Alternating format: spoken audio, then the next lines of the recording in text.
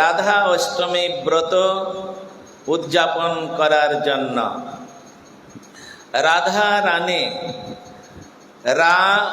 রাধা শব্দের অর্থ হচ্ছে, ভালো করে আপনারা শুনুন, রা উচ্চারণ মাত্রেন হৃদয়ং সর্ব পাপ বিনশ্যতি। যদি কেউ রাধা পুরো উচ্চারণ না করতেও পারেন, তাহলে রাধারানীর প্রথম অক্ষর যে রা, রয়াকার, এই রা উচ্চারণ মাত্রেন হৃদয়ং সর্ব পাপ বিনশ্যতি। হৃদয়ের সমস্ত পাপ দূরীভূত হয়ে যাবে, বিনাশ হয়ে যাবে।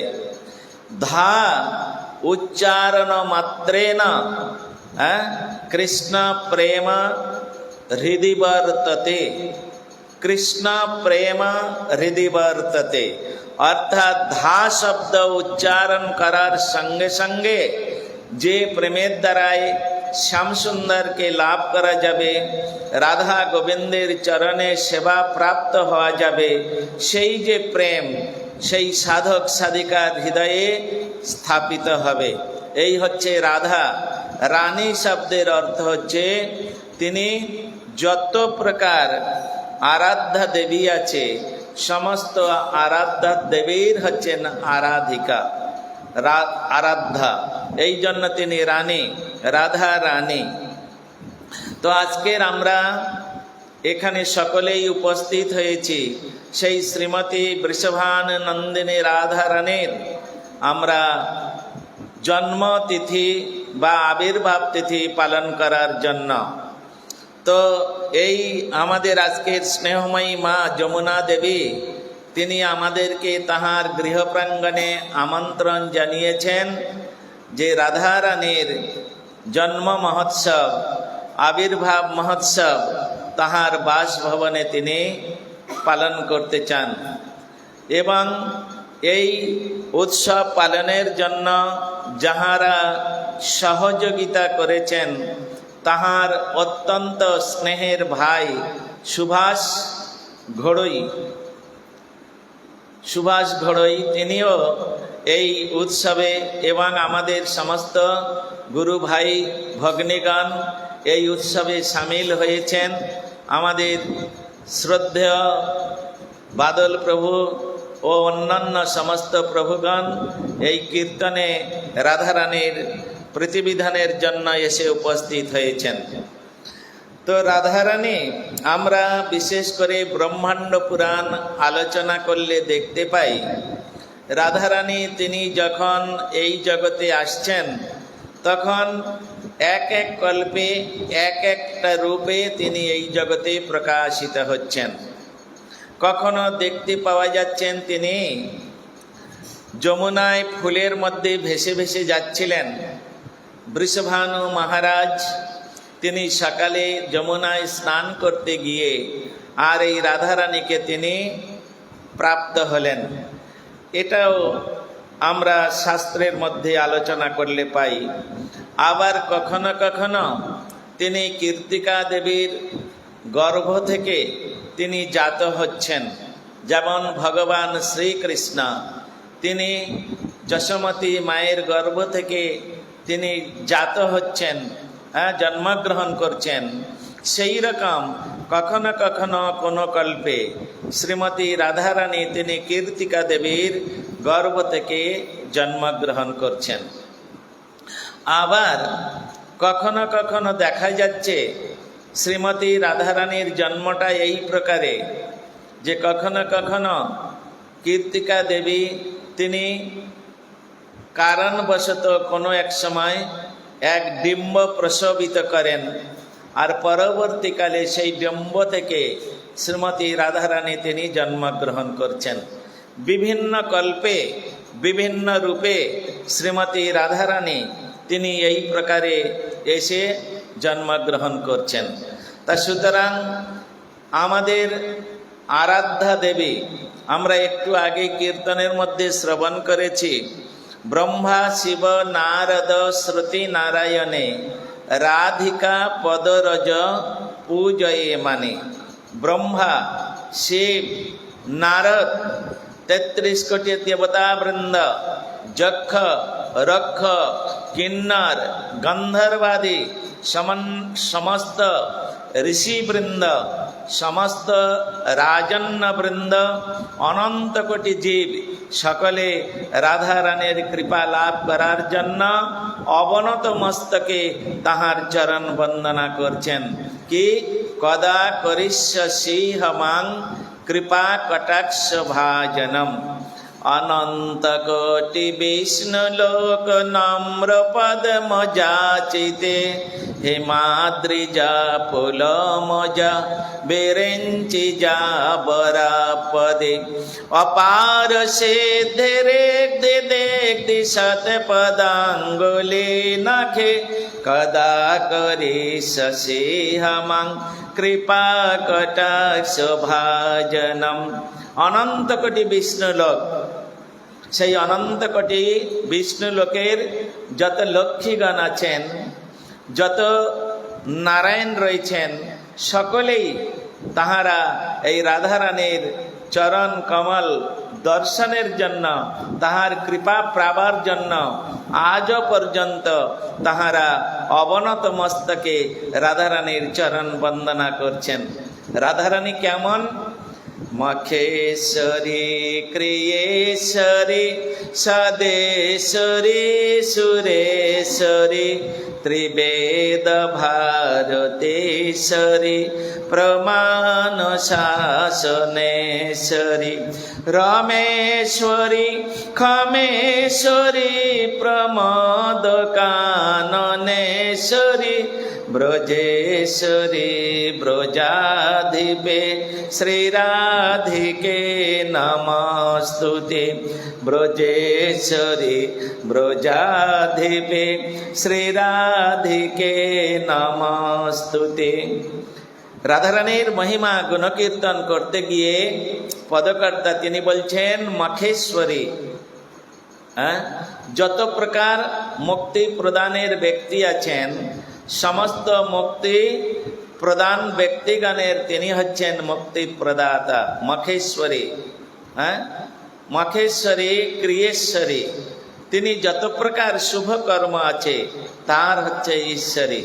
मखेश्वरी क्रियेश्वरी सदेश्वरी सुरेश्वरी, তিনি হচ্ছেন সুরেশ্বরী, সমস্ত দেবতাগণের ঈশ্বরী। তিনি হচ্ছেন কৃপাময়ী, তিনি দয়াময়ী, তিনি প্রেমময়ী, তিনি প্রেমময়ী। তো এইরকম ভাবে তিনি তাহার এইরকম সমস্ত শাস্ত্রের মধ্যে তার গুণকীর্তন করেছেন। শ্রীমতী রাধারানী তিনি হচ্ছেন ভগবান শ্রীকৃষ্ণের, তিনি হচ্ছেন অন্তরঙ্গা শক্তি, তিনি হচ্ছেন অন্তরঙ্গা শক্তি। অতএব রাধা কৃষ্ণ একই স্বরূপ, লীলারস আস্বাদিতে ধরেন দুই রূপ। ভগবান তিনি ডিভাইডেড হয়ে রাধা এবং কৃষ্ণ রূপ ধারণ করেছেন। রাধা কৃষ্ণের একটাই স্বরূপ, সেই স্বরূপ হচ্ছেন কলিযুগ পাবন অবতারী সচিনন্দন গৌর হরি। গৌরাঙ্গ মহাপ্রভু হচ্ছেন রাধা কৃষ্ণ মিলিত বিগ্রহ। সেই রাধা কৃষ্ণ তিনি মিলিত বিগ্রহ রূপে এই জগতে এসে বৃষভানন্দিনী শ্রীমতী রাধারানী কৃষ্ণ বলে তিনি কি আনন্দ আস্বাদন করতেন, সেই আনন্দ আস্বাদনের জন্য তিনি রাধারানীর ভাব, রাধারানীর অঙ্গ এবং রাধারানীর কান্তি, এই তিনটে বস্তু কৃষ্ণের কাছ থেকে ধার নিয়ে আর তিনি গৌরাঙ্গ মহাপ্রভু রূপে এই জগতে তিনি প্রকাশিত হলেন।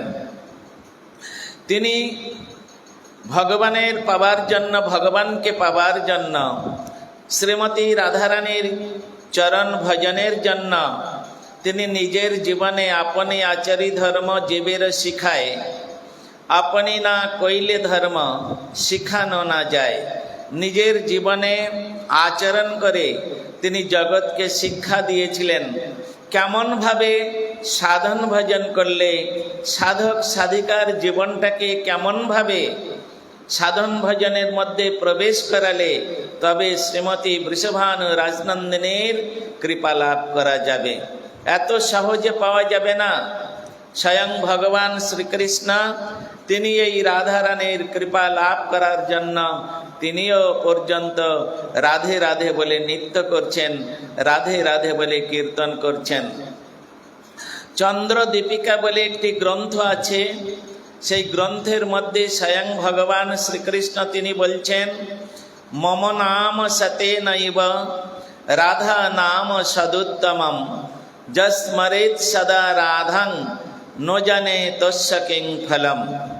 স্বয়ং ভগবান বলছেন, হে সাধক সাধিকাগণ, তোমরা যে কৃষ্ণ কৃষ্ণ কৃষ্ণ কৃষ্ণ এই যে উচ্চারণ করছো, এই রকম আমার নাম যদি কেউ শতবার উচ্চারণ করে থাকে আর সেই ব্যক্তি যদি একবার রাধারানীর নাম উচ্চারণ করে, হে রাধে এই শব্দটা উচ্চারণ করেন, তাহলে বলছো আমার যে কৃষ্ণ 100 বার কৃষ্ণ নাম উচ্চারণ করলে সাধক সাধিকাগণ যে ফল লাভ করবেন, একবার শ্রীমতী রাধারানীর নাম করলে তার থেকে শতাধিক ফল লাভ করবেন। নিতাই গৌর প্রেমানন্দে। তো এই জন্য মম নাম সতে নৈব স্বয়ং ভগবান কৃষ্ণচন্দ্র বলছেন, রাধা নাম সদুত্তমম যস্মরেৎ সদা রাধাং নো জানে তস্য কিং ফলম। তিনি আরো বললেন, এই প্রকার যে শ্রীমতী বৃষভানু রাজনন্দিনীর যে নাম, এই নাম যিনি সর্বদাই উচ্চারণ করে থাকেন, তাহার যে কি ফল হবে সেটা আমি বলতে পারছি না, আমি বলতে অক্ষম। রাধারানী এইরকম একজন ব্যক্তি তিনি।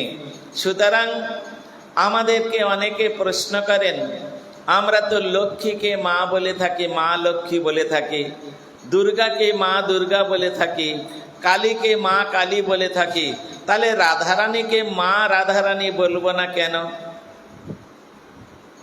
হ্যাঁ, রাধারানীকে মা রাধারানী বলা চলবে না কেন? অনেকে আমাকে প্রশ্ন করেছেন, তার উত্তর আমি অনেক সময় দিয়েছি। তথাপিও আমি আজকের মা রাধারানী বলা চলে না এই জন্য কেন সেটা আমি আজকের আপনাদের কাছে একটু ব্যক্ত করছি। কারণ রাধারানী, এই যে শ্রীমতী রাধারানী, যাহারা এই সমাজে হচ্ছে কি সতী বলে একটা কথা আছে, সতী, তাই নয়? সতী কাকে বলা হয়? সতী কাকে বলা হয়? যিনি এক পতির সেবা করেন তাকে বলা হয় সতী। যিনি দুজন পতির সেবা করেন তাকে কি বলে জানো? হ্যাঁ, তাকে বলা হয় দ্বিচারিণী। যে দুজন পতির সেবা করেন তাকে বলা হয় দ্বিচারিণী। আর দ্বিতীয় পতির বেশি যিনি সেবা করেন, দুজন পতির বেশি যিনি সেবা করেন তাকে বলা হয় বহুচারিণী। হ্যাঁ, তা শ্রীমতী রাধারানী তিনি হচ্ছেন এক পতির সেবিকা। তিনি শ্রীমতী রাধারানী, শ্রীমতী শব্দটা একমাত্র রাধারানীর পিছনে লাগানো আছে। আপনারা কোথাও দেখাতে পারবেন শ্রীমতী লক্ষ্মী? দেখাতে পারবেন কোন শাস্ত্রে? শ্রীমতী কালী, শ্রীমতী দুর্গা, শ্রীমতী সরস্বতী দেখাতে পারবেন? যত শাস্ত্রবিদ আসুক না কেন, কোন শাস্ত্রের মধ্যে এই শব্দটা দেখাতে পারবে না। একমাত্র শ্রীমতী শব্দ ওই বৃষভান নন্দিনীর পিছনে লাগানো আছে, শ্রীমতী রাধা রানী। এ তদ ব্যতীত শ্রীমতী শব্দ কারোর পিছনে লাগানো নেই। কেন? শ্রীমতী শব্দটার অর্থ আমরা জানি না, না জেনে শুনে আমরা যাত্রার পিছনে লাগিয়ে দিই। যেমন এই পার্থিব জগতের যাহারা সমস্ত মহিলাগণ আছে, তাহাদের বিবাহের সময় বিবাহের কার্ড ছাপানোর হয়েছে, হ্যাঁ, শ্রীমতী রূপা গাঙ্গুলি, শ্রীমতী অমুক অমুক অমুক। হ্যাঁ, আসলে শ্রীমতীর শব্দের অর্থ তারা জানে না, আর শ্রীমতী সম্বন্ধে তাদের কাণ্ডজ্ঞান নেই। এই জন্যে যেখানে তেখানে শ্রীমতী লাগাই দিচ্ছে।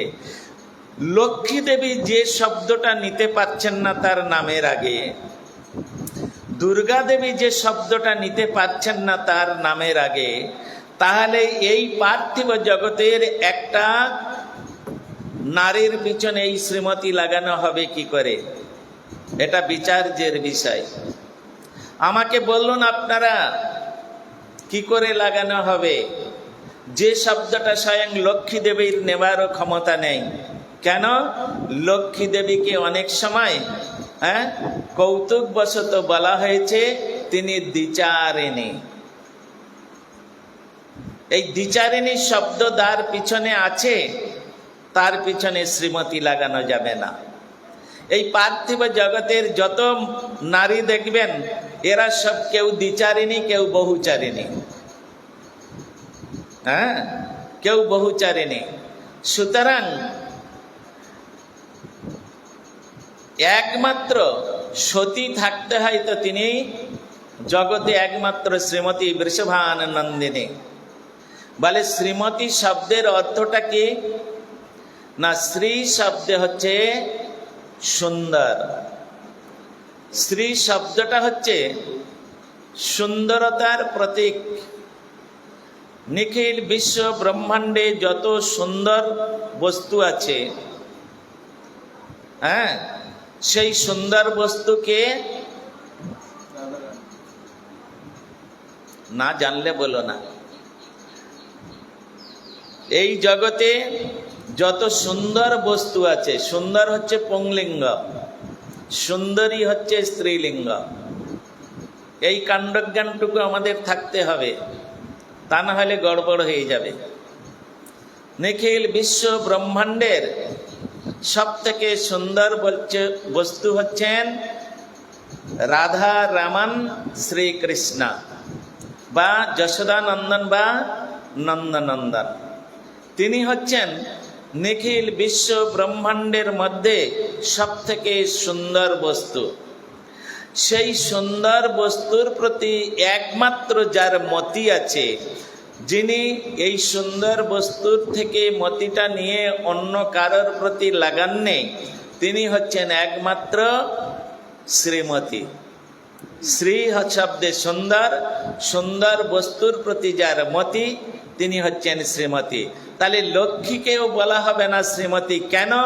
না, লক্ষ্মী তিনি কৃষ্ণের রূপের পাগল হয়ে, আকর্ষিত হয়ে তিনি বৈকুণ্ঠ ছেড়ে দিয়ে আর এখনো পর্যন্ত বেলবনে এসে তিনি তপস্যা করছেন, কৃষ্ণের কাছে প্রার্থনা করছেন, হে কৃষ্ণ, তোমার ওই লীলার মধ্যে সামান্য একটু প্রবেশ অধিকার আমাকে প্রদান করুন, তাহলে আমি ধন্যাতি ধন্য হয়ে যাব। তো কৃষ্ণ কি বলছেন? লক্ষ্মী, আমি তোমাকে এই বৃন্দাবনের লীলার মধ্যে প্রবেশ অধিকার দিতে পারি, তার পূর্বে আমি তোমাকে কতকগুলো প্রশ্ন করছি, তুমি আমায় উত্তর দাও। বলে কি প্রশ্ন? না, তুমি কোনোদিন গাভী দহন করতে পারবে? বলে না, ওটা তো আমি কোনোদিন করি নাই, আর কোনোদিন করতে পারবো না। ওটা পারবে না? ঠিক আছে। তুমি কোনোদিন গোয়াল থেকে গোবর মাথায় করে নিয়ে তুমি ডাস্টবিনে ফেলতে পারবে? বলে না, ওটা পারবো না।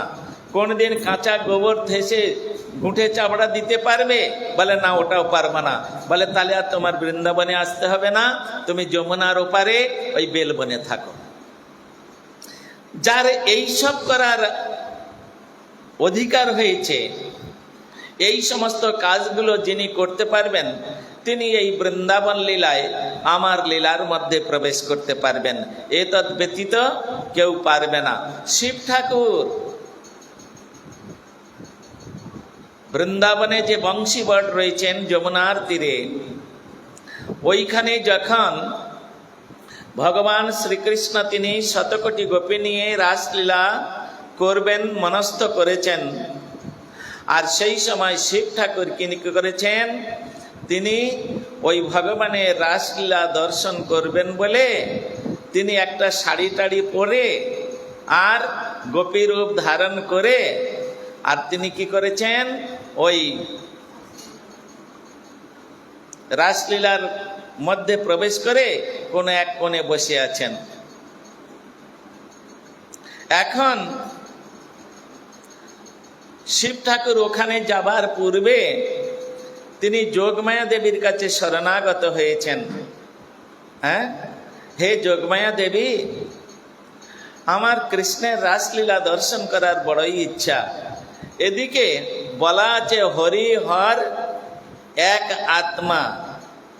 হ্যাঁ, যারা নবদ্বীপ ধাম পরিক্রমায় গিয়েছেন সেখানে হরিহর ক্ষেত্র আছে, সেখানে যে বিগ্রহ আছে এইখান থেকে অর্ধেকটা কালো অর্ধেকটা গোরা। এই গোরাটা হচ্ছেন শিব ঠাকুর আর কালোটা হচ্ছে কৃষ্ণ, একে বলা হয় হরিহর। এই হরিহর ক্ষেত্র তো এইখানেতে কি হয়েছে, শিব ঠাকুর তিনি ওই যোগমায়া দেবীর আশ্রয়ে, তখন যোগমায়া বললেন তুমি এক কাজ করো, এই রূপে তো তুমি যেতে পারবে না, তোমাকে গোপী রূপ ধারণ করতে হবে। তো গোপী রূপ বলে ওই যে ব্রহ্মকুণ্ড আছে, ওই ব্রহ্মকুণ্ডে তুমি স্নান করে এসো, আর ওইখানে স্নান করলে তুমি গোপী রূপ ধারণ করতে পারবে। তো যোগমায়ার আদেশে তিনি ব্রহ্মকুণ্ডে স্নান করলেন, আর স্নান করার সঙ্গে সঙ্গে তিনি কি করলেন, গোপী রূপে রূপায়িতা হলেন। কিন্তু সব কিছু তার লুকালেও একটা জিনিস লুকানো গেল না। কি বলুন তো, সেটা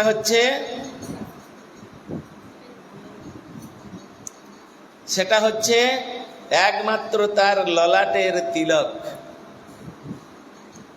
গোপীদের তিলক হচ্ছে সব ঊর্ধ্বপুণ্ড, আর শিব ঠাকুরের তিলক হচ্ছে ত্রিপুণ্ড। সব লুকিয়েছেন কিন্তু এটা আর লুকাতে পারেননি। বলে যাই হোক, ঘোমটা টমটা দিয়ে বসে থাকো, এক কোণে আড়ালে লুকিয়ে বসে থাকবে।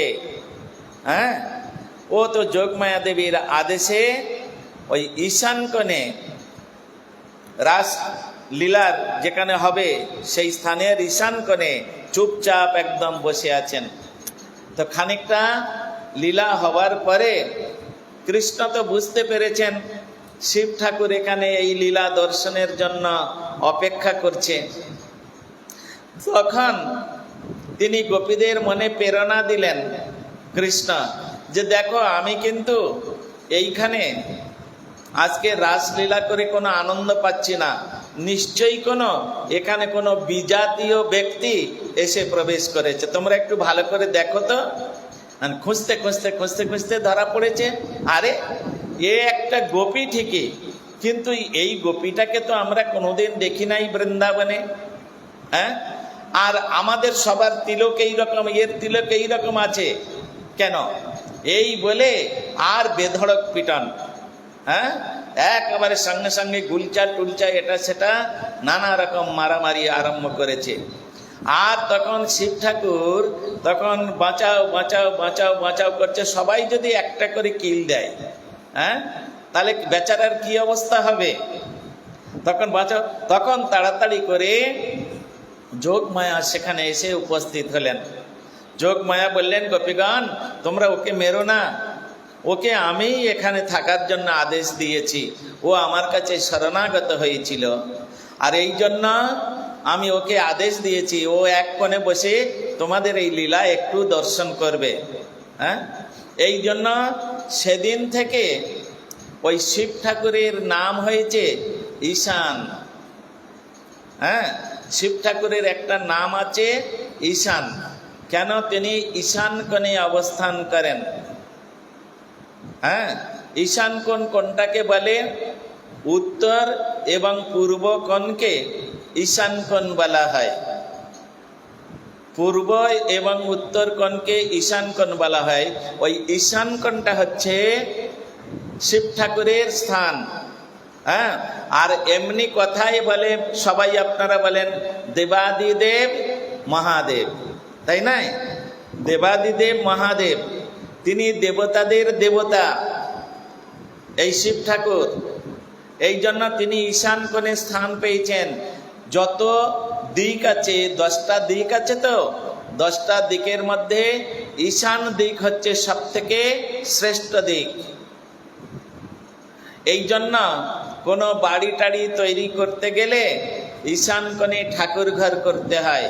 হ্যাঁ, ঈশান কোণে ঠাকুর ঘর করতে হয়। ঈশান অগ্নিকোণে, সেখানে ঠাকুরের রান্নার ঘর করতে হয়, ভোগ রান্নার ঘর। ঈশান অগ্নি নৈঋত কোণে যারা গৃহস্থ তাদের থাকার জন্য ঘর বাড়ি তৈরি করতে হবে। আর বায়ু কোণে পায়খানা ইত্যাদি সমস্ত। এইভাবে যদি কেউ গৃহ নির্মাণ করতে পারে তাহলে সেই গৃহে সুখ শান্তি হয়। তা নাহলে উল্টো পাল্টা যদি করে, সেই গৃহের মধ্যে সর্বদাই অশান্তি, জ্বালা যন্ত্রণা লেগে থাকবে। আমি অধিকাংশই দেখি ওই ঠাকুর ঘর সব করে পশ্চিম মুখ করে, পশ্চিম দিকে মুখ করে করে। কোন শাস্ত্রে আছে ঠাকুরের মুখ থাকবে, ঠাকুর ঘরের মুখ থাকবে পূর্ব অথবা দক্ষিণ? পূর্ব অথবা দক্ষিণ, এই দুটো দিকে ঠাকুর ঘরের মুখ করে করে রাখতে হয়। তাহলে ঠাকুর অত্যন্ত প্রসন্ন হয়। পাটের আসন, আমি এসে দেখলাম পাটের আসনটা ওইখানে করে দিয়েছে। এদিকটা পশ্চিম দিক, তা পশ্চিম দিকে মুখ করে পাঠ করা তো চলবে না। এই জন্য আমি দক্ষিণ দিকে ঘুরিয়ে নিলাম। তো বিচার তো এইরকম। এই জন্য ঈশান ঠাকুর তিনি ওই ঈশান কোণে বসে, আর তখন গোপীরা যখন যোগমায়া এসে বললেন, গোপীরা তখন তাকে বললেন ঠিক আছে, কোনো উৎপাত করবে না, এইখানে বসে চুপচাপ একটু লীলা দর্শন করো। তা একমাত্র ওই শিব ঠাকুরের কিঞ্চিত অধিকার হয়েছিল যোগমায়া দেবীর কৃপায়। হ্যাঁ, এই জন্য প্রার্থনা করছেন, ও গো শ্রী জাহ্নবা দেবী এ দাসে করুণা করয়া যে নিজ গুণে ঘুচাও যন্ত্রণা এ দাসে জাননি করি অকৈতব দয়া বৃন্দাবনে দেহ স্থান তুমি যোগ মায়া। তোমার এই লঙ্ঘিয়া কথা জীবে কৃষ্ণ পায়, কৃষ্ণ রাস প্রকটিলা তোমার কৃপায়। এই জন্য এই যোগমায়া দেবীর কৃপা না হলে বৃন্দাবনে প্রবেশ অধিকার হবে না। তাই ওই শিব ঠাকুর যোগমায়া দেবীর কৃপাতে তিনি কি করলেন, ভগবানের ওই রাসলীলায় প্রবেশ করার কিঞ্চিত অধিকার লাভ করেছিলেন। তো আজকের সেই বৃষভান নন্দিনী শ্রীমতী রাধা রানী, তাহার শুভ আবির্ভাব তিথি। দাপর যুগের শেষে বৃষভান মহারাজকে কেন্দ্র করে কীর্তিকা দেবীর কাছে তিনি এই জগতে এসে বৃন্দাবনে শ্যামসুন্দরের সঙ্গে বিবিধ প্রকার লীলা করেছিলেন। অপ্রাকৃত বৃন্দাবনে যখন ভগবান লীলা শক্তি তাহার যোগমায়া কর্তৃক আকর্ষিত হয়ে তিনি যে লীলা করতেন সেই লীলার মধ্যে কিছু আনন্দের ঘাটা থাকত, আনন্দের অভাব থাকত। তাই আজকের ভগবান শ্রীকৃষ্ণ তিনি বৃষভান নন্দিনীকে বললেন, হে বৃষভান নন্দিনী, আমরা এই স্থানেতে যে লীলা প্রকাশ করছি, এই লীলার দ্বারাই আমার কিছু আনন্দের অভাব থেকে যাচ্ছে। আমরা এমন একটা জায়গা বেছে নেব যেখানে আমরা লীলা করলে পূর্ণ আনন্দ আস্বাদন করতে পারবো। হে রাধে, তুমি কি আমার সঙ্গে যাবে? রাধারানী বললেন, কোথায় যেতে হবে? কৃষ্ণ বললেন, সেটা হচ্ছে ভৌম জগতে, ভৌমলোকে, ভূলোকে। রাধারানী বললেন, আমি যাব না। বলে, কেন? যত্র বৃন্দাবনং নাস্তি যত্র ন যমুনা নদী যত্র গোবর্ধন নাস্তি তত্র ন সুখং মন। যেখানে যমুনা নদী নাই, যেখানে গিরিরাজ গোবর্ধন নাই, যেখানে আমার বৃন্দাবন ধাম নাই, তত্র ন সুখ মন। ভগবান বললেন, ঠিক আছে রাধে, তোমার আনন্দের জন্য, তোমার ইচ্ছা পূরণের জন্য আমি এই সমস্ত সপার্ষদ শিওধাম সহ অবতরী। তিনি সব কিছু নিয়েই বৃন্দাবনে, ভৌম বৃন্দাবনে তিনি অবতীর্ণ হলেন।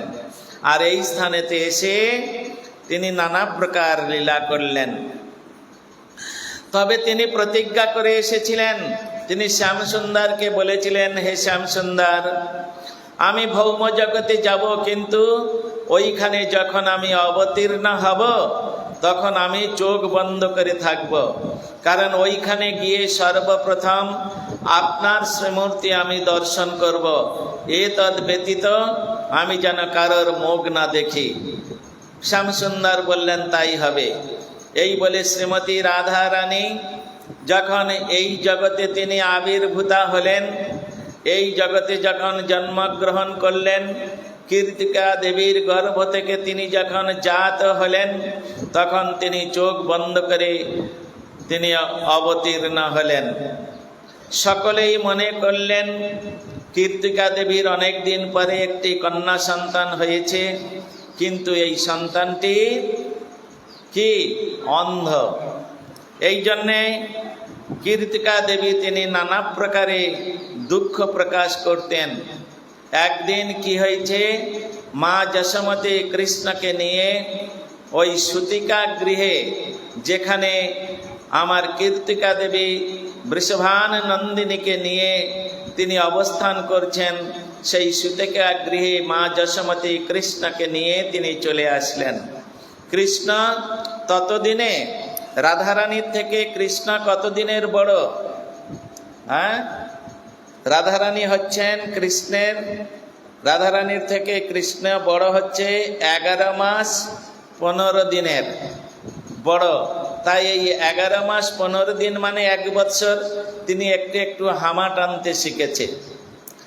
যখন মা যশোমতী কীর্তিকা দেবীর সঙ্গে নানা প্রকারে তার দুঃখের কথাগুলো যশোমতী মাকে বলছেন, আর সেই সময় যশোমতী মা কৃষ্ণকে কোলে থেকে নামিয়ে দিয়েছেন, আর উনি হামা দিতে দিতে দিতে দিতে যখন ওই রাধারানী যেখানে শায়িত আছে ওই রকম চক্ষু মুদ্রিত অবস্থায় সবেমাত্র রাধারানী 1 মাস মাত্র সেখানে জন্মগ্রহণ করেছেন, আর কৃষ্ণ সেখানে গিয়ে রাধারানীর গায়ে যখন হাত দিয়েছেন, আর সঙ্গে সঙ্গে তিনি অনুভব করলেন এই যে স্পর্শ, এই যে হাত, এটা আমার একমাত্র শ্যামসুন্দরের হাত, এটা আমার কারণ এই হাত যখন অপ্রাকৃত গোলক বৃন্দাবনে এই হস্তকমলের দ্বারাই তিনি আমার যখন স্পর্শ করতেন, আমি তখন নানা প্রকারে রোমাঞ্চ হয়ে যেতাম, আমি নানা প্রকারে কৃষ্ণ প্রেমে উদ্বেলিত হয়ে যেতাম। আজকের যখন সেই শ্যামসুন্দর তিনি শ্রীমতী রাধারানীর গায়ে যখন এই তার হস্তকমল স্পর্শ করলেন, শ্রীমতী রাধারানী সেই অপ্রাকৃত গোলক বৃন্দাবনে যে আনন্দ অনুভব করতেন ভগবান শ্রীকৃষ্ণের স্পর্শে, আজকের তিনি এই প্রকার আনন্দ অনুভব করলেন। আর তিনি চিন্তা করলেন, এই তো আমার শ্যামসুন্দর এসে গেছেন। আর সঙ্গে সঙ্গে তিনি তাকালেন, আর তাকানোর পরে ভগবান কৃষ্ণচন্দ্র রাধারানীর দিকে তাকিয়ে একটু হেসে দিলেন, আর শ্রীমতী রাধারানীও কৃষ্ণচন্দ্রের দিকে তাকিয়ে তিনিও হেসে দিলেন। পরস্পরের মধ্যে ভাবের বিনিময় করলেন, হে শ্যামসুন্দর, তুমি যে এত ভক্ত বৎসল, তুমি যে এত করুণা বৎসল, তুমি এত যে আমার প্রতি তোমার করুণা, তুমি আমার ইচ্ছা পূরণ করেছো হে শ্যামসুন্দর। আমি অপ্রাকৃত জগতে প্রতিজ্ঞা করে এসেছিলাম, মর্তলোকে গিয়ে আমি সর্বপ্রথম তোমাকেই দর্শন করব। তাই আমি এতদিন চক্ষু মুদ্রিত করেছিলাম। সকলেই আমার বাবা, আমার মা, আমার আত্মীয় স্বজন, পরিবার বৃন্দ, তারা কি করেছে? তারা আমাকে অন্ধ বলে মনে করেছিল, কিন্তু আমি অন্ধ নয়। তারা জানে না আমার এই প্রতিজ্ঞা ছিল। তাই আমার সেই প্রতিজ্ঞা, হে শ্যামসুন্দর, তোমার দর্শনে আমার প্রতিজ্ঞা পূরণ হয়ে গেল। এই বলে তিনি মুস্কি হাসলেন। আর শ্যামসুন্দর রাধারানীকে বোঝাতে চাচ্ছেন, হে রাধে, এখন এই স্থানেতে, এই মর্তভূমিতে, এই ভূমণ্ডলে আমরা এই ভৌম বৃন্দাবনে এমন লীলাবিলাস প্রকাশ করব যে লীলাবিলাস স্বয়ং ব্রহ্মা, শিব, নারদ এদেরও অগোচর হয়ে থাকবে, এরাও এর মধ্যে প্রবেশ করতে পারবে না। এই যে বৃন্দাবন লীলা একমাত্র কে প্রবেশ করতে পারবে? তোমার কৃপা কটাক্ষের দ্বারা যিনি অভিষিক্ত হয়েছে। হ্যাঁ, কৃষ্ণ বলছেন, হে রাধে, তোমার যে কৃপা কটাক্ষ, সেই কৃপা কটাক্ষের দ্বারা যিনি একমাত্র অভিষিক্ত হতে পেরেছেন, তিনি এই বৃন্দাবন ধামে প্রবেশ অধিকার পাবেন। তাই সেখানে কীর্তন করেছেন, মনেন্দ বৃন্দ বন্দিতে ত্রিলোক শোক হারিণে প্রসন্ন বক্র পঙ্কজে নিকুঞ্জ ভো বিলাসিনী ব্রজেন্দ্র ভানু নন্দিনে ব্রজেন্দ্র সোনু সঙ্গতে কদা করি সসিহমং কৃপা কটাক্ষ ভাজনম কৃপা কটাক্ষ ভাজনম। মনেন্দ্র বৃন্দ বন্দিতে শ্রীমতী রাধারানীর চরণ অনন্ত কোটি মুনি ঋষিগণ অনন্ত জনম ধরে, অনন্ত যুগ ধরে তারা এই রাধারানীর চরণ বন্দনা করছেন। রাধারানীর চরণ বন্দনা করছেন, মনেন্দ্র বৃন্দ বন্দিতে, হ্যাঁ, তারা বন্দনা করছেন, হে রাধে, ব্রহ্মা, শিব, তারা পর্যন্ত এই কৃপা কটাক্ষ প্রাপ্তের জন্য তারা বন্দনা করছেন। আমরা তো কি করে পাবো? তাই এখানে আমাদের শ্রী ভক্তিবিনোদ ঠাকুর তিনি তার লেখনের মধ্যে লিখেছেন, রাধিকা দাসী যদি হই অভিমান শীঘ্র মিলায় তবে গোকুলকান। অর্থাৎ আমরা যদি রাধিকার দাসী হতে পারি, রাধিকার চরণ ভজন করতে পারি, রাধিকার যদি আমরা পাল্য দাসী হতে পারি, তাহলে কৃষ্ণকে পেতে আমাদের কোনো প্রকার কষ্ট হবে না। এই রকম সুন্দরভাবে সেই আমাদের বৃষভান নন্দিনী শ্রীমতী রাধিকার চরণ বন্দনা করেছেন মুনি ঋষিগণ। সেখানে প্রার্থনা করছেন শ্রীল রঘুনাথ গোস্বামী প্রভু, তিনি রাধারানীর চরণ বন্দনা করছেন কি, পাদাব জয়স্তব বিনা বরদস্যমেব নন্নাথ কদাপি সময়ে কিল দেবী যাচে সখ্যায় তে মম নমস্তু নমস্তু নিত্যং দাস্যায়তে মম রসস্তু রসস্তু সত্যম। প্রার্থনা করছেন, হে রাধে, তুমি আমার প্রতি তোমার ওই দাস্য ভাব আমাকে প্রদান করে তোমার চরণের দাস এই প্রকার চরণে আশ্রয় দিয়ে আমার কৃতার্থ করুন। আমি যেন তোমার নিত্যকাল তোমার চরণের দাসী রূপে আমি তোমায় নিত্যকাল সেবা করতে পারি।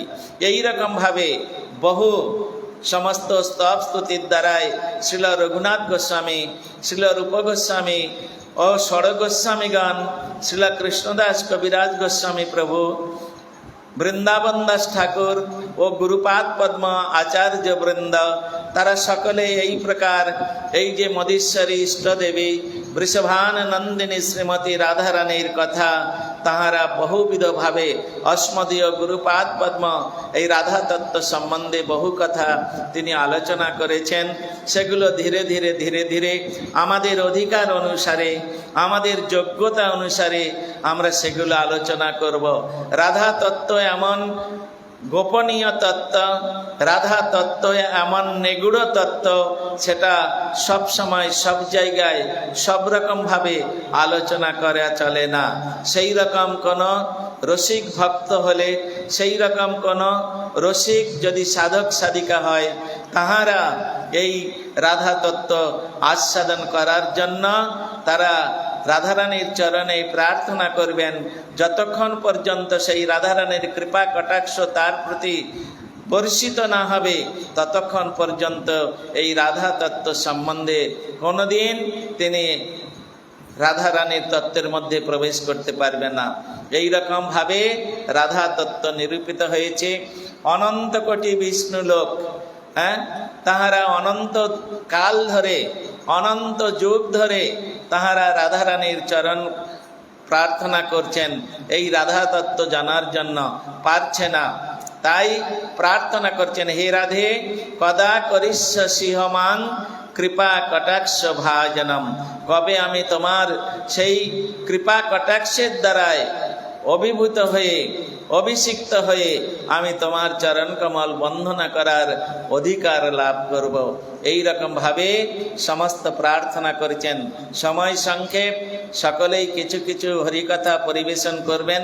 এই জন্য আমি রাধা তত্ত্ব সম্বন্ধে কিছু তাহার চরণে বাগ্রু পুষ্পাঞ্জলি অর্পণ করে আমি এখানে আমার সংক্ষিপ্ত হরিকথা বিশ্রাম দিচ্ছি। এখন আমাদের প্রভুগণ তাহারা রয়েছেন, তাহারা কিছু দু একটা শব্দ উচ্চারণ করে রাধারানীর চরণে পুষ্পাঞ্জলি অর্পণ করবে, এই আমার আশা। আমি তাদের কাছে প্রার্থনা করছি। বাঞ্ছা কল্পতরুভ্যশ্চ কৃপা সিন্ধুভ্যেব চ পতিতানাং পাবনেভ্যো বৈষ্ণবেভ্যো নমো নমঃ। হরে কৃষ্ণ কৃষ্ণ কৃষ্ণ হরে হরে, হরে রাম